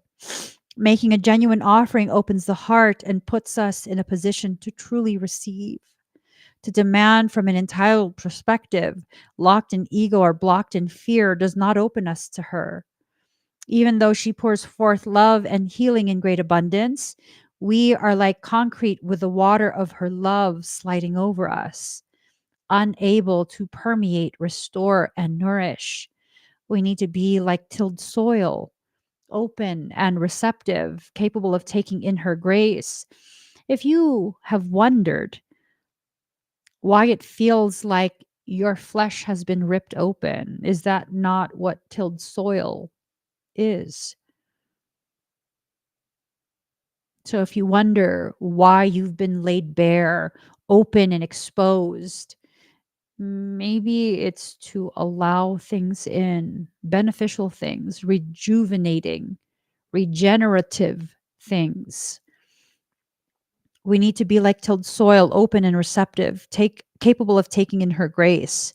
For that to happen, we need to place our hearts and minds in the best state to engage with her. An offering is a humbling act of respect and acknowledgement. It's an act of imploring. It opens the receptive channel in our hearts. Dakshina appears when we are in need, and the Divine Mother wishes to bring a blessing into our lives. She is a reminder to put ourselves into the best state of receptivity. No matter how good or deserving we may strive to be, if we cannot open and allow the grace in, our wounded perspectives shall continue to have the upper hand in our minds and create further suffering in our lives. If we believe we do not deserve grace, are not worthy of the gift of the Divine Mother's healing and love, and are not willing to trust her and drop our defenses, then we are saying, thank you, but I cannot accept this gift for it is too much. Wow. Like the bare minimum. The bare minimum is too much. That is definitely an existence I don't want to return back to. Ever. Never again in this life. Never again in this life. Do you wish to allow such attitudes to deny the Divine Mother's free flowing blessing in your life? If not, then give to her. Give to her to allow yourself to receive from her. Every being benefits because her blessings are enlightened, bringing healing to you and simultaneously improving circumstances for all beings. Be like a child who asks their mother for a beautiful gift and who knows it will bring their mother pleasure to bestow it on them, therefore increasing happiness for all. You can only experience that if you allow Dakshina to enter your heart and your world. You have free will. What shall you choose? And I think sometimes that line, where is it? Give to her to allow yourself to receive from her.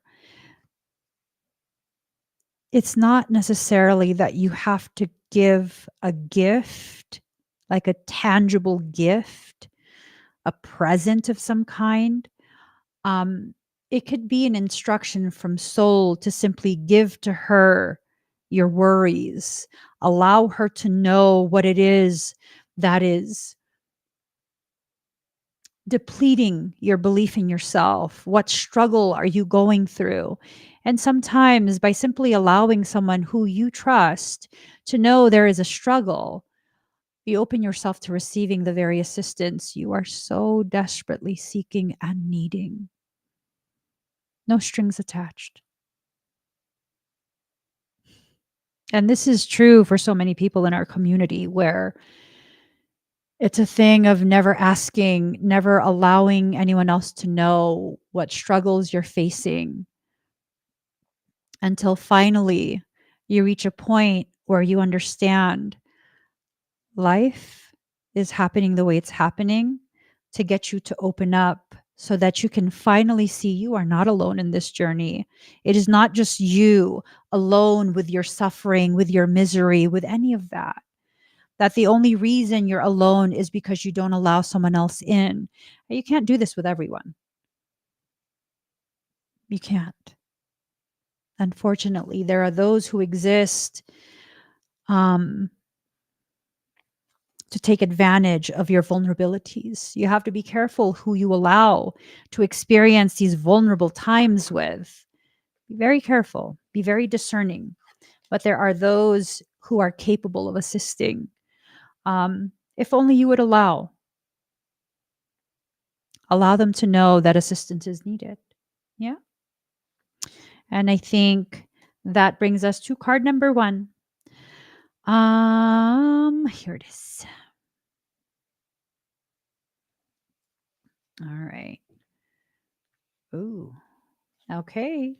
For those who chose #1, you got card number 32. What was the other card? 32.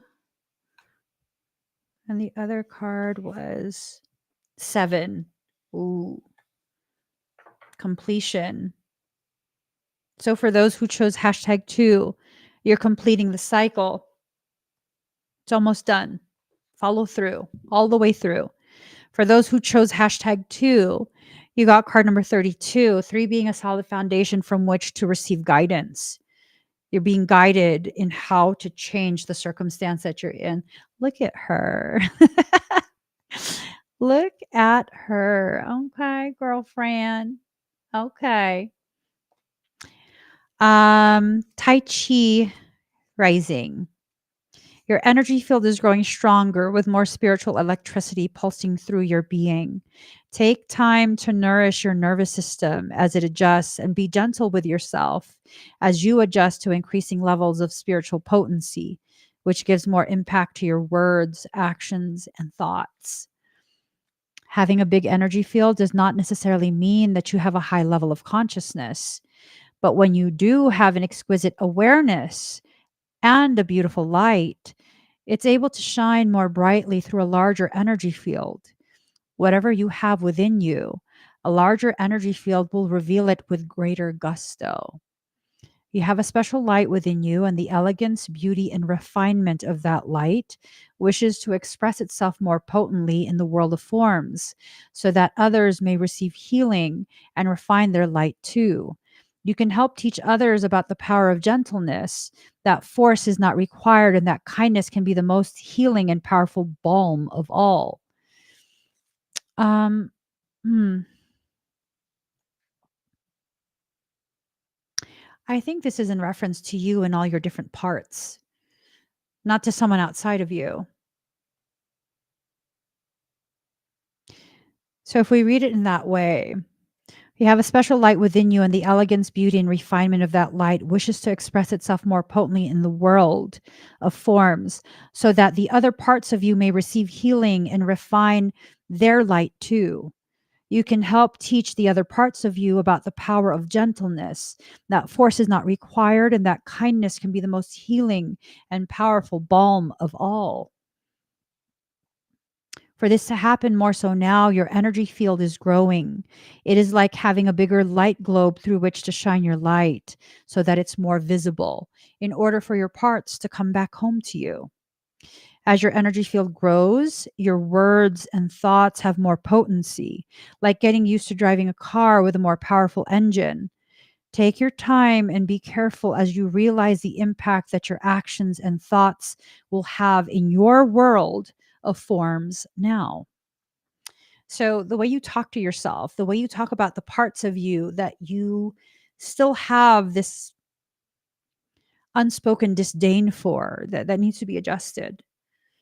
Okay. You don't have to attack yourself over it. It just needs to be adjusted. Refrain from speaking so harshly to yourself. I think you deserve it. I think you're being invited to exist in a much more internally compassionate way. You do not need to worry about this. You can go into your heart and trust that you will exercise your will and potency in the world through surrendering into your heart, where your own Kuan Yin nature will guide you into compassion and right action. Let your energy field continue to grow through chanting, meditation, energy work, and healing, and whatever else intuitively feels right for you. This oracle is confirmation that the growth is happening and needs to happen for you now so that you are able to do your life's work most effectively. Mm, mm, mm, mm, mm.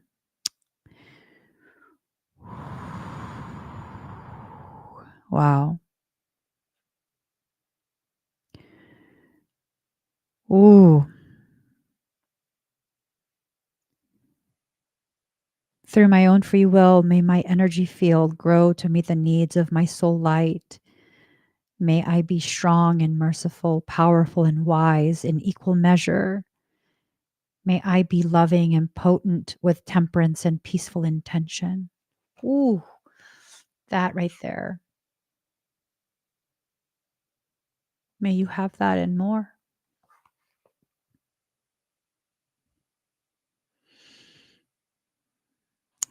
I think I need to read that one more time. Through mercy and compassion and my own free will, may my energy field grow to meet the needs of my soul light. May I be strong and merciful, powerful and wise in equal measure. May I be loving and potent with temperance and peaceful intention. Your life is ready to change. You are ready to change. You're just afraid of what you will become because you don't know who you are yet. What you're becoming is who you've always been. Under all of that, which you use to hide your truth, your power, your most authentic state, you have always been the same thing. And the reason it seems as though you've changed through your life is simply because you've allowed different aspects of you to stand in the primary position. What does that tell me? That tells me you're still living in a fractured state, that you have not allowed yourself to integrate all your parts in order to exist as a whole being. It's time for you to enter into a state of totality, a state of wholeness, where every part of you is accepted, embraced, allowed. Allow yourself to be a whole being and give yourself permission to recognize that certain parts must step forward at certain times. And when they do, I know how you feel about these parts of you. I know the disdain that still exists. But when those parts step forward, please allow yourself to recognize that was the part of you that was the most appropriate to handle and correct the circumstance that was laid before you. There's no longer a need to attack yourself, to criticize yourself. There is a need to allow your dreams to unfold, to release, for rapid progression to occur. Everything's gonna be all right. Everything's gonna be all right. Everything's gonna be all right, y'all. Everything's gonna be all right. No woman, no cry. Yeah, no, it's okay if you need to cry. And it's also okay if you allow yourself to see how powerful you are and that some actions are necessary. Not just necessary, but appropriate. Stand up for yourself. Speak loudly, even if your voice trembles. Allow your needs to be known by the people who need to know it. Enforce boundaries and let go of whatever is already trying to be removed from your life. This is the period where space is created for the goodness that you have been waiting for to enter. So let it. Let it.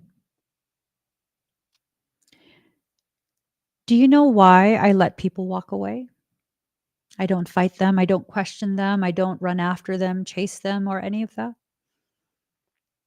Do you know why? Like, if you were to come to me today and be like, Emmy, I'm leaving, I'd be like, okay, are you all right? Don't ask me. Okay, well, bye. And some people would be angry. How could you do that? How could you just let me go? Honey, I didn't do anything but respect what you said.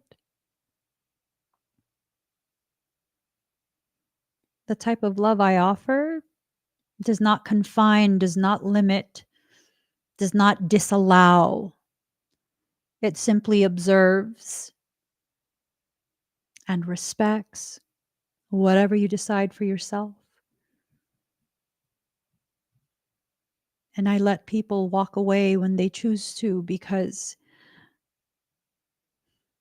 I know in my heart something I did, something I said inspired you to make a decision for yourself. And what an honor to me in my heart to be a part of you reclaiming your sovereign right to decide, your sovereign right to free will.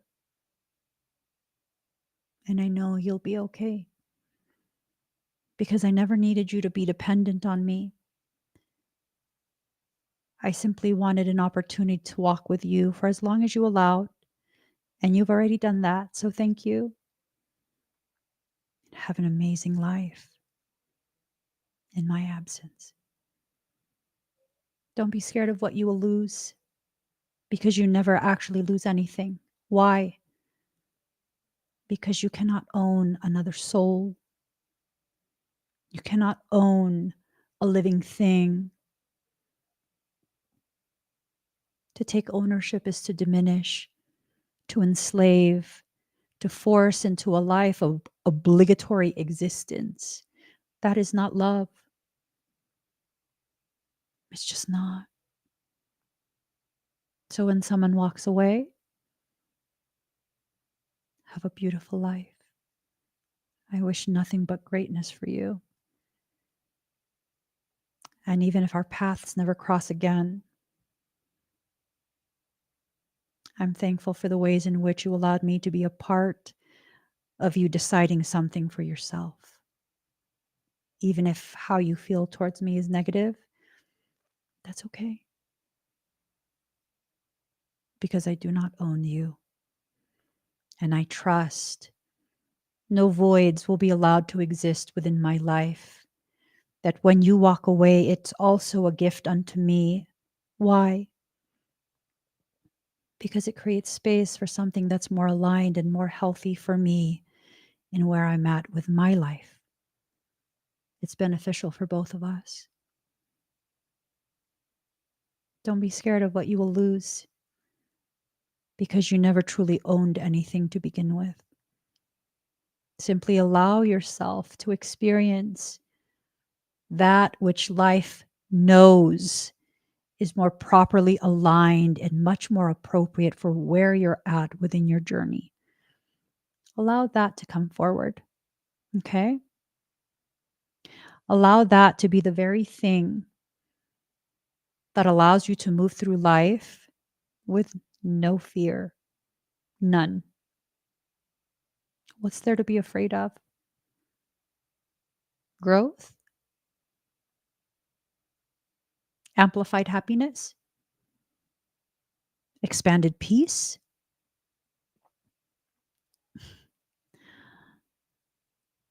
Doesn't mean it's going to be easy. It doesn't mean you're not going to feel some type of way. And when it's hard, that's soul keeping its promise to strengthen you. And when you feel, that's evidence that you're still alive. Allow yourself to go through whatever you need to go through, feel whatever you need to feel, then pick yourself up and keep going. That's how you heal. That's how you go through life. Pick yourself up and keep going.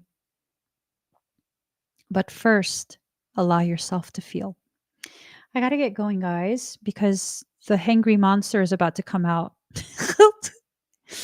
The hangry monster is about to come out. I need to go eat, but I will be going live on TikTok in about 3 hours. Join me there. You don't have to purchase anything. Join me there, and then like maybe we'll have some fun. If you do want me to work on you, read for you, scan for you, whatever the heck I have available tonight, go check out. I did put the link up. Check this out. Click on the QR code or the link in the comment, and that's it. That's it. I'm done. I want to eat. I'm gonna go eat. Excuse me. Guys, please don't forget to give this video a thumbs up, a heart, happy face, whatever you want to give it. No thumbs down. No angry faces. Unless you're an angry person, then go ahead. That's your problem. See, the angry's coming out. If you don't have TikTok, okay, it's 3 hours. You have time to download it. Follow just me. Okay? Just me. Follow just me. It's perfectly fine. It'll be our little secret. It'll be our little secret. And be careful of the fake accounts. My real account, I only have one real account on TikTok and I only follow one person, my handsome husband. So, any other accounts message you? They're liars. They're demons.